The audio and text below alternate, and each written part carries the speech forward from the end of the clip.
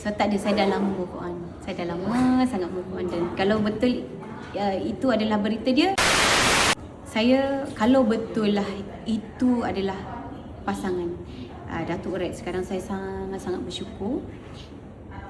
Dan itu pun ada dalam salah satu doa saya juga, supaya mungkin dia jumpa pengganti, supaya dia boleh bahagia. Itulah, saya sentiasa mendoakan yang terbaik kalau dia dapat pasangan yang boleh menerima dia dan juga anak-anak saya.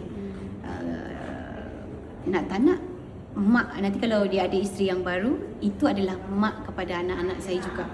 Which is saya akan hantar anak saya pergi sana, dia akan jaga. So saya kalau itu adalah pilihan dia yang terbaik, saya alhamdulillah saya sangat syukur.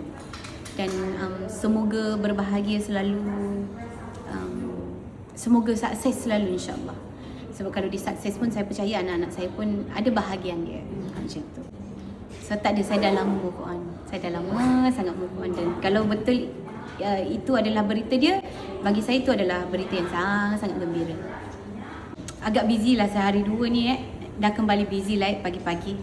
Sebab kita mana lagi nak kena siapkan anak kan, mana lagi nak kena sign borang lah, apa lah, isi lah, kurikulum lah, semua memang busy sangat-sangat. Satu dah masuk tahun 1, tahun 2, tahun 3. So 3 orang nak kena siapkan dalam satu masa. Diorang semua tengah semangat nak sekolah. So macam masing-masing dah, kita pula yang ditanyanya, Mimi dah siap pensel, dah siap buku, dah siap baju.